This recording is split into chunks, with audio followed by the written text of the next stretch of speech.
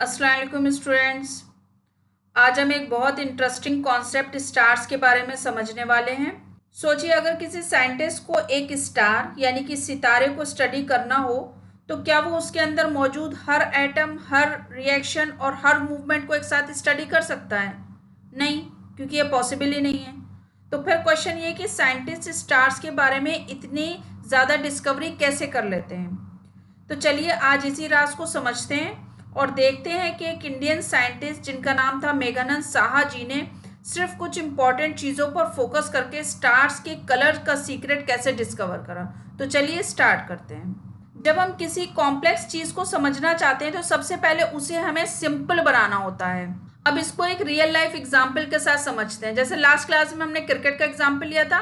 तो अगर आपको क्रिकेट मैच का रिजल्ट प्रिडिक्ट करना हो तो क्या आप हर स्पेक्टेटर की पोजीशन, हर हवा के झोंके और हर प्लेयर की हार्ट बीट को कैलकुलेट करेंगे? नहीं, क्योंकि उसकी ज़रूरत ही नहीं है।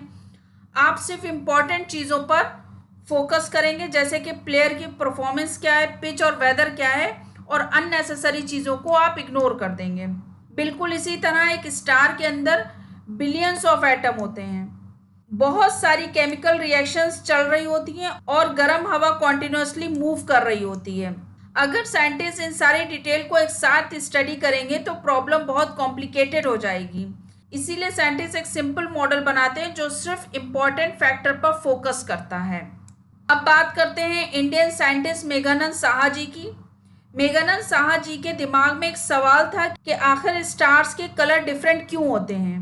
कुछ स्टार्स ब्लू होते हैं, कुछ वाइट नज़र आते हैं, कुछ येलो और कुछ रेड। ऐसा क्यों होता है?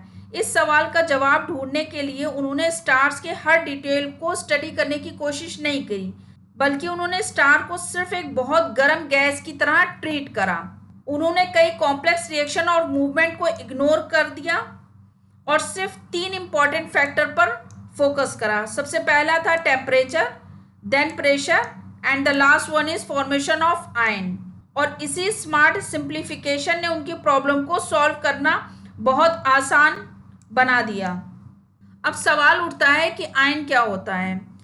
देखिए, सिंपल लैंग्वेज में जब कोई एटम अपने इलेक्ट्रॉन को गेन करता है या लॉस करता है तो वो आयन बन जाता है।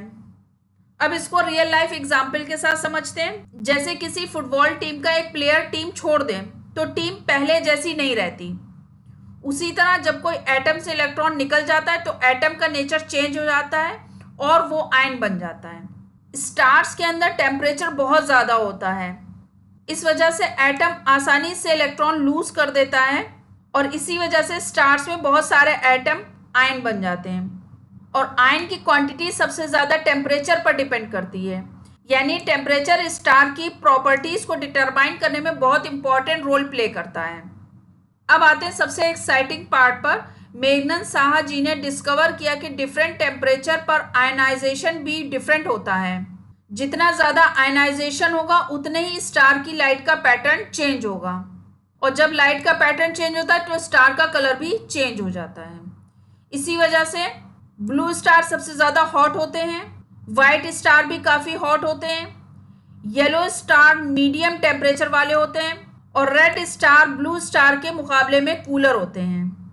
ये बात बहुत सरप्राइजिंग लग सकती है क्योंकि हम डेली लाइफ में रेड कलर को हॉट और ब्लू कलर को कूल समझते हैं, लेकिन स्टार्स की दुनिया में बिल्कुल उल्टा होता है। ब्लू स्टार रेड स्टार से ज़्यादा गर्म होता है। इस पूरे टॉपिक के इम्पोर्टेंट पॉइंट के बारे में देखते हैं। तो स्टूडेंट्स, आज हमने बहुत ही इम्पोर्टेंट टॉपिक कवर करा। साइंस में हर डिटेल को इंक्लूड करना ज़रूरी नहीं होता।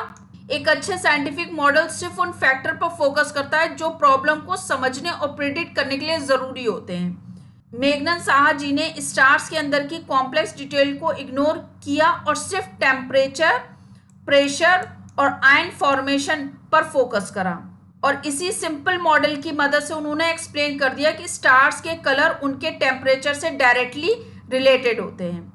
तो आज का टॉपिक यहीं पे ख़त्म होता है। मिलते हैं नेक्स्ट क्लास में। अल्लाह हाफिज़।